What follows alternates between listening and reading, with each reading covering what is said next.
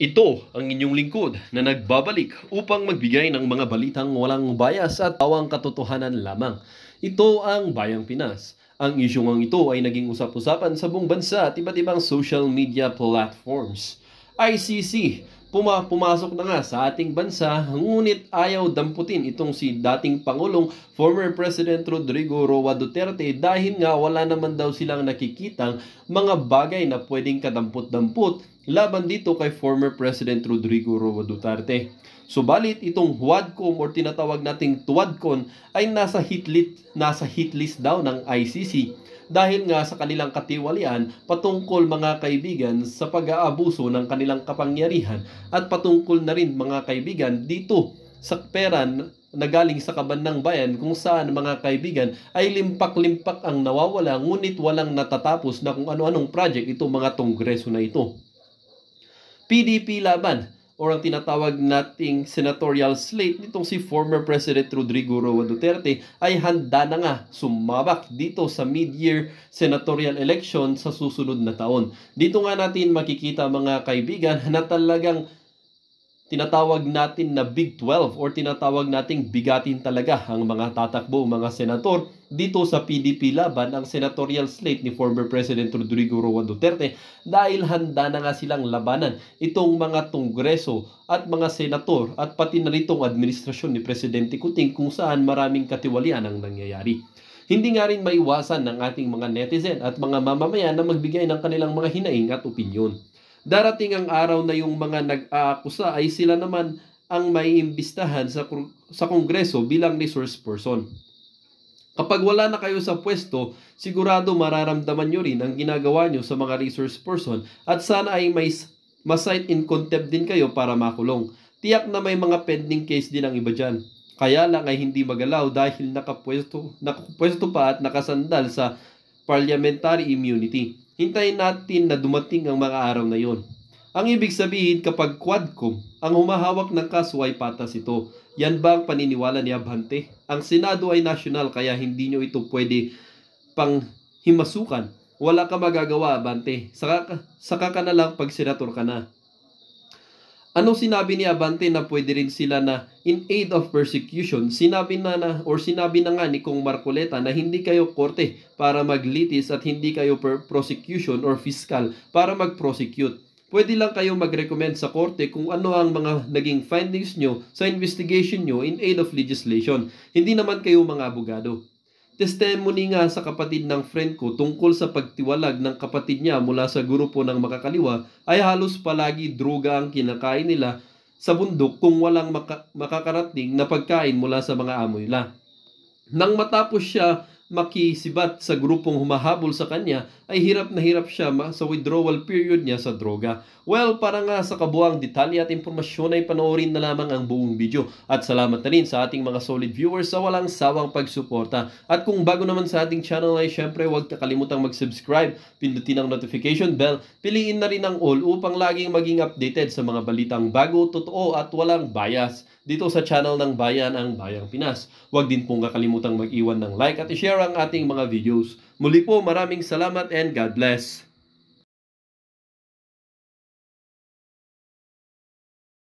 Sa atin ng mga Pilipino yan na makasaksi tayo ng ganyan dahil paulit-ulit na hurin na talagang nangyayari yan. Samantalang ito, pag-usapan natin to, no? Ewan ko ba kung ano pa ba tong ano dito sa ICC na to? Ang dami niyong pakulo. Ang dami niyong pakulo. Ewan ko ba kung hanggang saan yung pakulo niyong yan. Hindi sa totoo ako nagsasawa na rin din po ako na paulit-ulit kong sinusupalpal binabara itong mga hinayu na to, mga hinayu. Oo.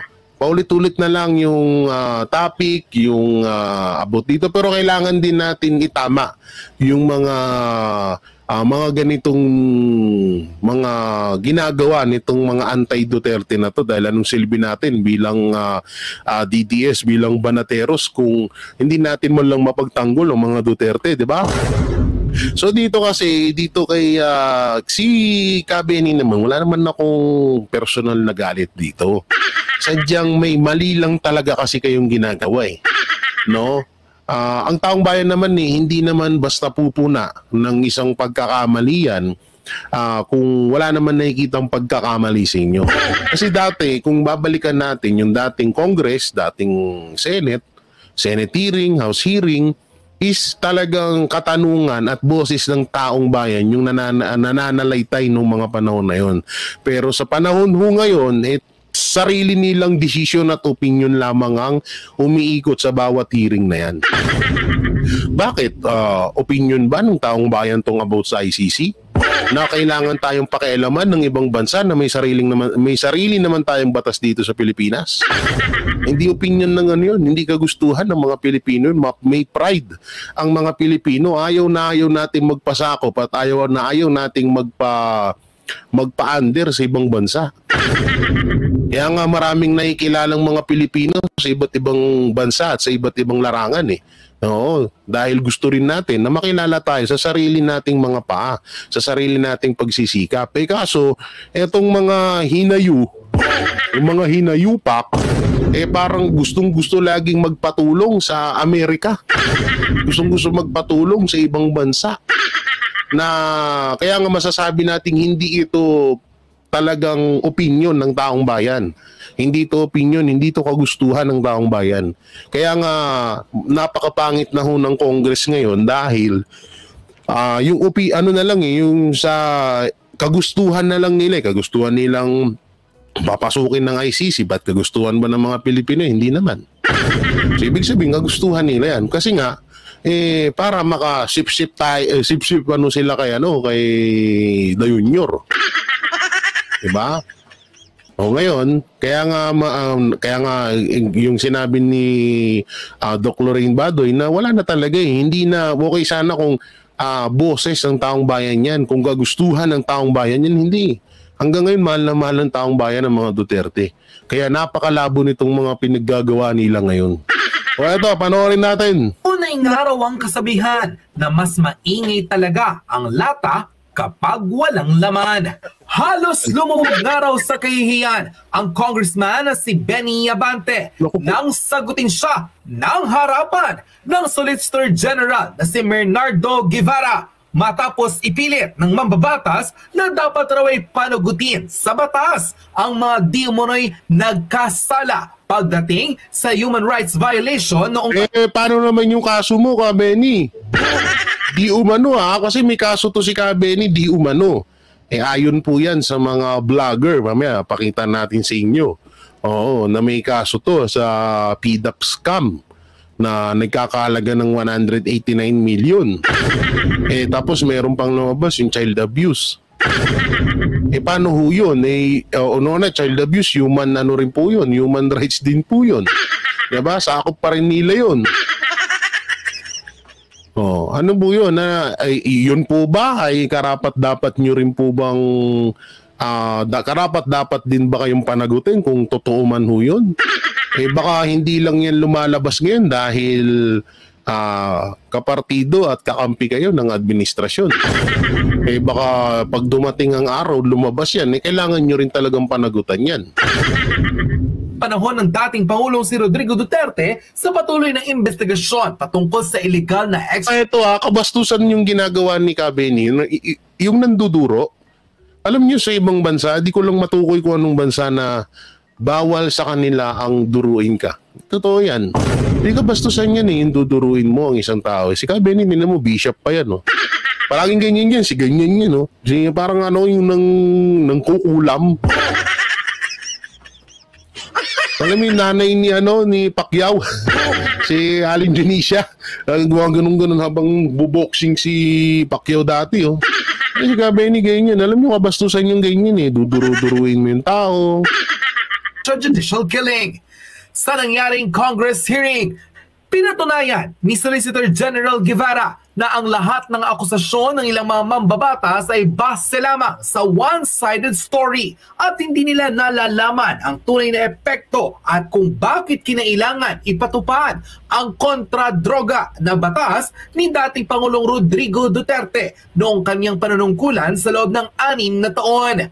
sa kanyang naging sanaysay. Sinabi mismo ni Guevara na hindi na papasok pa ang Pilipinas sa International Criminal Court para di umano'y maimbestagahan ang madugong patayan noong Dragon War. Hindi, tsaka ito kung papasok man ang ICC dito sa Pilipinas, di yari sila Erwin Espinosa. Sila kay Erwin Espinosa dyan. Yari din si De Lima. Sakop sila niyan Tsaka kung pag-uusapan kung papasukan man ng ICC, bakit nakatuon lang sa war on drug? Bakit hindi sila nakatuon doon sa mga involved sa drug? Yun yung pinakatanong dyan Diba? Kung pangimasukan nila yan, pangimasukan nyo rin or questioning nyo rin yung mga involved sa droga. Katulad yan ni Erwin Espinosa, ba't napalaya yun? Siya mismo umamin na drug lord siya. Si De Lima na convicted yan na talagang napatunayan din. Bakit ganon? Kaya nga sobrang basura na. Sobrang basura na ho itong mga nangyayari ngayon na paulit-ulit na lang. Pero yung mga karapat-dapat na pagtunan ng pansin at questionin na hindi na napapansin. Napapabayaan na ho. Ewan ko ba? Pinatunayan mismo ni Bernardo Guevara na ang lahat ng mga ginawa ng dating Pangulo ay hindi para sa kanyang sarili, kundi para sa pamilyang Pilipino. Tama. Para naman talaga yun. Ito na lang Ganito na lang. Kung para sa mga Duterte lang yun, sabihin na natin na doon na lang sa Davao, ubusin lahat ng mga adik doon. Sa totoo, ubus naman nagsisibalikan lang ngayon. Doon, mapag-aanuhan pa natin na para sa kanya yun. Para lang sa kanila yun. Dahil doon lang sa Davao ginawa. Pero hindi kayo nagtataka ba't sa buong Pilipinas? At hindi lang ang mga Duterte ang nakinabang doon. Nakinabang din ho tayong lahat. Dahil nung panahon malaya tayong nakakauwi. Hindi tayo kakaba-kaba. Nabalo baka biglang may mga hablot sa atin dyan. Hold up, gayto ganyan. Yung mga anak, yung mga pamangkin, mga kamag-anakan natin na baka mamaya kakabahan ka na baka mamaya yung mga sinasamahang mga tropa niyan mga adik-adik rin. Hindi, lahat naman tayo nakinabang nun. Hindi lang sa mga Duterte. Yun yung pilit nilang pinapalabas na kaya nila kini-question yung about sa war on drug dahil sa mga wala namang nakikitang Duterte lang nakinabang dun. Buong Pilipinas, buong sambayan ng Pilipino nakinabang dun sa war on drug na yun. Depende na lang sa mga adik. Nasupalpal rin ang representative ng ACT teacher na si Franz Castro matapos tila umepal sa nasabing pagdinig at pilit na sabihing panagutin dapat ang dating Pangulo sa naging patayan noong kanyang administrasyon. Wow, kapal mo! Ang kapal mo, Franz! Ang kapal mo naman, Dudong. Ang kapal naman ito ni Franz. Ikaw pa talaga nagsalita. Ba't ikaw hindi ka nananagot doon sa kaso mo? Partida, convicted ka, ha? O bakit ikaw nandiyan ka pa nga sa hearing? O baka sabihin mong fake news ako, hindi ako fake news. Nilabas yan mismo, convicted ka. Nabalita yan. Bakit ikaw hindi ka nananagot? Kung mananagot man ng mga Duterte doon sa war on drug na yun, dapat mauna ka. Mauna ka muna, hoy. Ikaw convicted ka. Talagang napatunayan na nagkasala ka sa batas natin. Ba't nandiyan ka pa rin? Nagtatanong ka, umiepal ka pa rin dyan. Talaga kayo, mga nyo talaga, kaya hindi kayo manalo-nalo Nito, totosin kung wala lang magiging dayaan sa eleksyon, posibleng manalo tong mga to. Malabo pa sa ng pusit na manalo tong si Castro. Yung sinabi niya kay BP Sara na about dun sa pusit na yon, sa kanya sumisimbolo yun Ngunit diretsa ang sagot ni Solicitor General Bernardo Guevara. kung ang pinaglalaban ng mga mambabatas na ito ay human rights, ang ipinaglalaban naman ng dating Pangulong si Rodrigo Duterte ay human lives.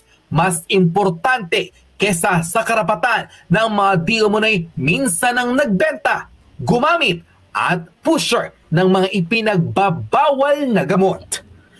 Na raw mag-imbestiga ang ilan sa mga di umunay makakaliwang mambabatas kung napapanagot na raw nila ang mga adik na siyang kumitil ng mga buhay ng inosenteng tao dahil sa kanilang hindi matigil na mga bisyo. Yun dapat. Tama, ilang beses ko nang sinabi yan eh.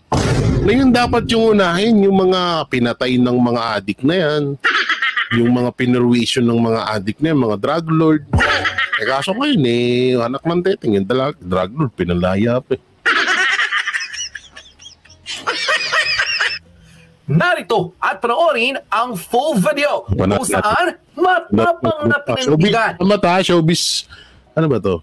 Showbiz fanatics thank you thank you. Ni Secretary Myrtle Cruz dahil patuloy na gumagana ang justice system ng bansa. They wrong or right? Well, are they Castro, napahiya ng harap-harapan sa Solicitor General. Eto na. Narito panoorin ang full video. are they wrong or right? Hindi dilat na naman siya. They wrong, right.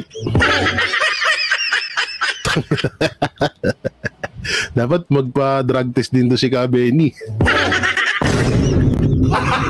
Gago! No, dapat nagpapa-drug test din to eh. Laging dilat eh. They wrong or right? Well, we believe, Your Honor, that the ICC has no... No, but please answer. Yes. Are they wrong or right? Tanga na, puro ka ganyan eh. In what, Your Honor, to be more specific? In their supposition and in the prosecution that they would like to conduct, are they wrong or right?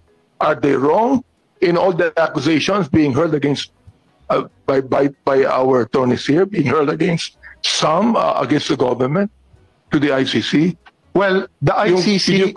Yung po ang kanilang reputasyon, ang kanilang palagay sa atin, tama ba sila o mali? The ICC is wrong. If they're wrong, In concluding... if they're wrong, Opo. Boom! let's allow them to come here to prove that they're wrong. Hindi po hindi po ganun. Na kailangan ng proof ton. Hindi na kailangan. Alam mo yun.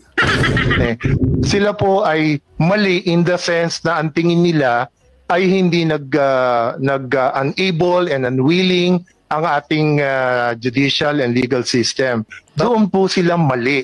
Kaya ang dapat na gawin natin para ipakita natin na mali sila ay hindi papasukin sila, kung hindi strengthen yung ating ginagawang investigative and prosecutorial function. Do you mean Yun tell po me, ang Atty. proper- Guevara, do you mean tell me, Atty. Guevara, that we are only strengthening because of what the ICC is doing? No, hindi po. Hindi po. Hindi naman po dahil lang doon. Ako ang grade 2 eh. Ako ang grade 2, naintindihan ko yung sinabi ni Sel Guevara eh. Ikaw hindi. Solgen pala, sorry. Sumusunod doon sa decision na yon ng Appeals Chamber. Ano po ba ang decision ng Appeals Chamber? Mr. Prosecutor, you may continue your investigation. So, ang Pilipinas naman po, hindi naman pinagbabawalan yung prosecutor na magpatuloy ng kanyang pagsisiyasat ng investigation. Dahil yun po ang decision ng Appeals Chamber.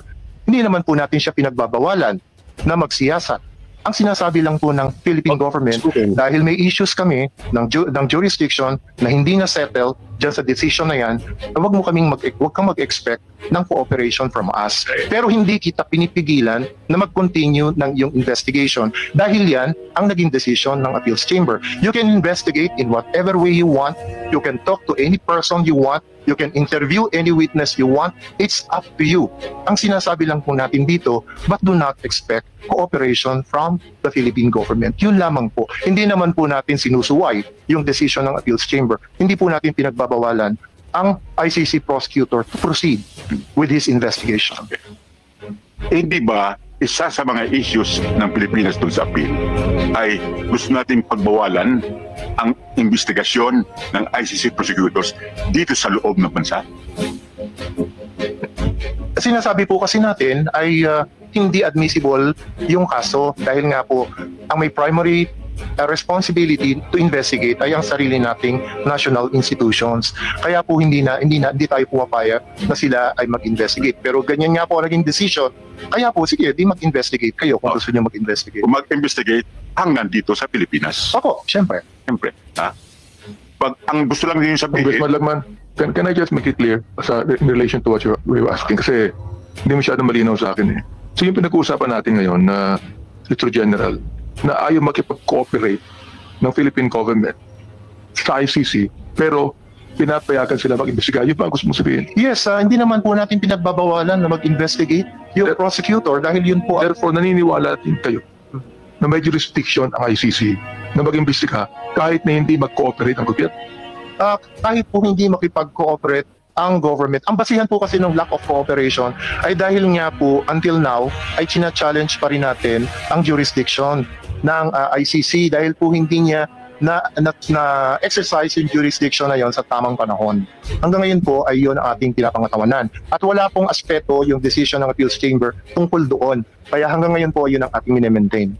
So ibig sabihin na firm pa rin kayo sa inyong paniniwala na dahil lang sa nag-withdraw ang Philippine government noong panahon ni President Duterte ay dapat hindi mag-cooperate ang Philippine government at dapat hindi mag-imbestiga ang ICC. Hindi po. Ang sinasabi po namin, there is no legal duty on the part of the Philippine government to cooperate. Yun lamang po ang sinasabi namin. okay, maliwanag naman yun, Mr. Chairman, na ang sinasabi ni Solicitor General, pwedeng mag-imbestiga ang ICC, conduct the preliminary investigation. Hindi yata nagigits ni Abante yun. Di alam nyo, napakaliwanag. Ako against din ako dyan sa ICC niyan. Na hindi dapat talaga mangialam yan. Pero pinapaliwanag nga dito na okay silang mag-imbestiga pero huwag silang pumasok. Kaso hindi nagigits ni Castro tsaka ni Abante, pare-pare silang tanga. Dito, makalagay ko, dito naman ang mga ebidensya, dito yung mga testigo, pero ang gobyerno ay hindi mag-cooperate sapagkat wala silang legal duty. Saka ito, malinaw na sinabi dyan ni Marcos Jr. na hindi niya daw papasukin yung ICC dito at pinapangako niya yan. Sinabi niyan sa interview na nabalita yan sa mainstream media. Ngayon, pag pinapasok ng ICC, hinayaan na po pakialaman tayo dito, yung batas natin. Ibig sabihin, sinungaling siya. Diba? Ibig sabihin, sinungaling siya. Diba? Yun eh. Kahit nalangaw to, nandito na naman sa kwarto ko. Oo, mamaya paktay ka sa akin. Bukas. Samantalang ito, panoorin muna natin itong panayam ni Abante dito sa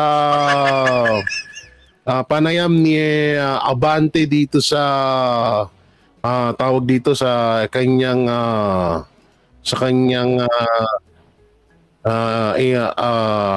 ano tawag dito? Interview. Dito tayo sa isa. Ito to. Mas maganda yung press conference. Natin na, ay grobe. Ay, bakit mo mura? Ay, mukhang ito na ba yung Kabeni? Ito na ba yung gold submarine 2 million mo? Kung hindi mo na sinusuot, Kabeni, bigay mo lang sa akin, ha? Paglobo ng Delfan, yung nagamit, yung assist anti-drug. This Committee is not only to pronounce that to be heinous crime. So ito, tinitin natin maigi kung ano pang mga legislations ang dapat nating gawin tungkol dito. Sinabi ko na rin na perhaps the Quadcom committee is not only after an aid of legislation but also in aid of prosecution. Kasi mukhang mahaba to. Dito tayo sa isa, may klikli. Mukhang mahaba yun. Ito, may kli lang. Ito, ilang kongresista duda sa gagawing investigasyon ng Senado sa war on drug. Pag kayo hindi kayo pinagdududa, ba't duda na naman? So kinakalaban ng Congress ang Senado pala ngayon. Bukas si House Quadruple Committee o Quadcom co-chairperson na si Representative Benny Abante sa planong investigasyon ng Senado sa anti-drug war ng administrasyon ni dating Pangulong Rodrigo Duterte. Gayunman, kung si Senator Ronald Bato de la Rosa lang din anya ang mangunguna sa pagdinig, naniniwala ang kongresista na hindi ito magiging patas. Wow! The thing is, Ayun na, di kayo napatas. Kayo na lahat. No? Hindi kayo napatas. Sige na, hindi namin may ipagtalo. gago! Anak ng teteng, pag sa inyo patas, pag sa Senado hindi. Dahil nandun si Senator Bato, Senator Robin, Senator Bongo, ganun ba? So ibig sabihin, dyan sa inyo is talagang mapagkakatiwala ang Congress kaysa sa Senado. Ganun ba ka, Benny? So ibig sabihin, sa madaling salita, mas papaniwalaan namin ng Congress kaysa sa Senado. Alalahanin mo ha, Benny, national ang Senate hearing. Yung sa inyo, ano po ba yan?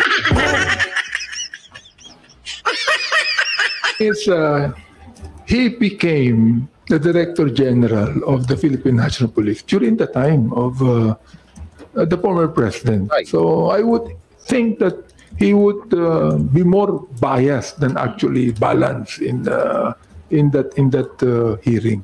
Kapag ano mukha nito? Akala mo naman siya, nasa patas siya. Na nang inihayag ni Senator De La Rosa na chairperson ng Senate Committee on Public Order and Dangerous Drugs ang balak nitong pagsagawa ng parallel drug war probe. Bago nahalal sa Senado, si Senator De La Rosa ang nagsilbing hepe ng pambansang pulisya nang ilunsad ng Administrasyong Duterte ang gyera kontra iligal na droga. Sa ilalim ng drug war, may ipinatupad umanong reward money para sa mga pulis na makakapatay ng drug suspects batay sa pahayag ni retired police colonel at dating Philippine Charity Sweepstakes Office General Manager Royina Garma. Bukod kay Senator Bato, nadadawit sa umano'y issue sa cash reward system ang dating Special Assistant to the President at ngayon Senator Christopher Bongo. Ayon naman sa Quadcom, susubaybayan nilang mabuti ang gagawing pagdinig ng Senado, lalo na kung dadalo rito si dating Pangulong Duterte. Very good. May partner na kami sa Senado when it comes to investigation. Maglo-launch sila ng sarili nilang investigation. Senator Bato, doon po sa magiging pagdinig ng Senado, lalo na siya mismo po yung nadidiin sa issue ng war on drugs. Hindi. Wow! Sino yung tatanong? Parang si Franz Castro, no? Kaboses no? Oh, ano kaboses? Dinig ng Senado, lalo na siya mismo po yung nadidiin sa issue ng war on drugs. Hindi. Ayon naman kay House Deputy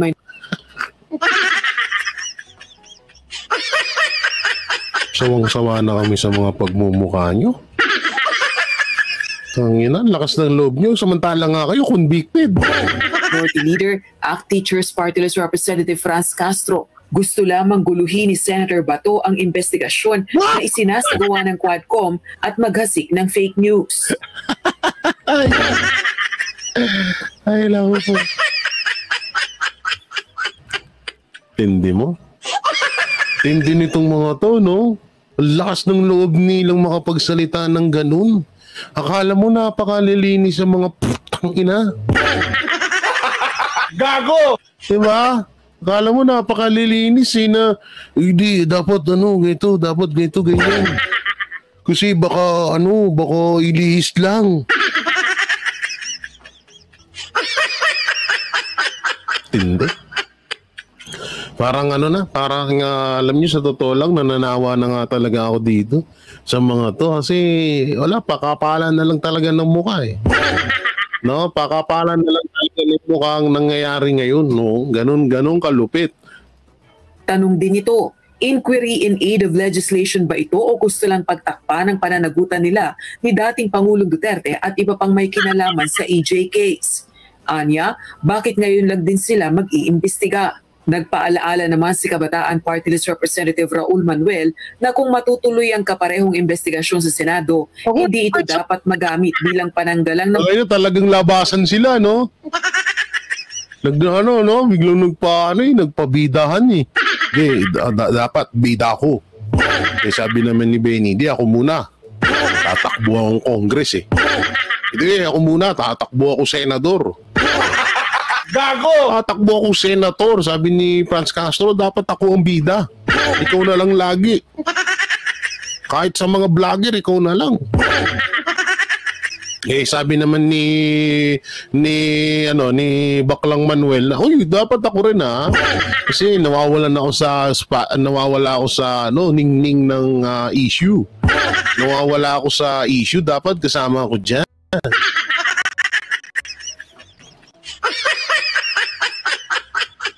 Ay, naku. Minsan gaano ko dito sa nagtataka na ako, masyado na akong umay sa mga pagmumukha nitong mga hinayo na to, mga hinayo. Oo, mga sobra yung sobra. Samantalang hindi naman importante yung sinabi ni Raul Manuel na yan. Alam na natin ng punot dulo niyan, pang fake news na naman yan. So dito tayo, Quadcom, nawala na naman ang bag sa pagsugpo ng droga. Ito, sinupalpal ni General Parladena Niriltok. Ano mo itong Niriltok na to? Uy, ba't walang boses? Wait lang. Lalo at ang Congress ay... Wait lang, sino itong mga to? Andito sa picture, si Party List, Castro, si Brosas. Kanya-kanya pala silang party list no? Akala ko magkakasama to. Tignan nyo pagiging sakim nito sa kapangyarihan Si Castro, party as act teacher. Si Gabriela, party list Gabriela. Si Manuel, party list kabataan. Hindi pala itong mga magkakasama itong mga to, no? Ang galing na strategy, Ang Congress ay patuloy sa intensyon na wasakin ang mga Duterte sa kahit na anong paraan, lalo at papalapit na ang 2025 midterm election. Ang investigation in aid of re-election ay matagal ng biro tungkol sa mga pagtatanong at pagsisiyasat na inilunsad ng mga komite ng Kongreso. Ang biro na yun ay tumutukoy sa katotohanan na ang mga naturang pagsisiyasat ay napakabihirang magresulta sa malaking batas. Sa halip, sa pinakamabuting kalagayan, pinalalakas nila ang katanyagan ng mga mambabatas bilang resulta ng coverage ng media at nagtagumpay pa sila sa paglikom ng pondo para sa kanilang sarili mula sa mga pinagbabantaan ng mga pagtatanong kaya nakatulong sa kanilang muling halalan. Ang dalawang pagsisiyasat na isinasagawa sa Kongreso ngayon ay mga pagsisiyasat sa matagumpay na war on drugs at confidential fund ni VP Sara na ang parehong target ay Duterte. Ngunit ang tunay na layunin ng mga pagsisiyasat na ito ay malayo, higit na masama, at yun ay ang ganap na sirain sa politika si dating Pangulong Rodrigo Duterte upang... Tingnan nyo, satisfied. 88%, samantalang yung hindi, 5%, at yung mga medyo hindi, 7%. Ganyan katindi. Ganyan kaganda ang ginawa ng mga Duterte. Siya ay maging mahina. Wala pang nakakaalam kung si Marcos ay magtatagumpay dahil si Duterte ang naging pinakatanyag na pangulo sa panahon ng post-EDSA. May 88% ng mga Pilipino ang nasiyahan sa kanyang pamamahala ayon sa isang poll na kinuha noong June 2022 o noong natapos niya ang kanyang termino. 88%. Ito ang pinakamataas na end-of-term ratings sa kasaysayan ng pagkapangulo ng Pilipinas, isang pambihira sa politika ng bansa. Siya ay hindi mapag-aalinlanganan na may karisma. Yan disapproval. 5%, samantalang yung mga approval 87% tsaka 91%. December 2019 87%, September 2020 is 91%. Tapos yung disapproval 5%. Ayun yung mga anti-Duterte. Yung mga kupal. Gago! At tumatagal ng mga dekada para maglaho ang mga sumusunod na masa ng isang pinuno, kung sakaling mangyari man. Ang war on drugs ni FPRRD ay hindi mabutasan ng mga aso ni Marcos sa Congress kaya pati ang intelligence fund nito ay bubusisiin na rin kahit na nakasalalay dito ang national security ng bansa. Kung kailan naging kapaki-pakinabang ang isang intelligence fund ng isang presidente ay saka naman nila palalabasin sa publiko na ito ay nagamit sa masama. Oo, marahil naging masama sa mga rebeldeng teroristang NPA, sa mga durugista at kriminal. Pero okay lang yun.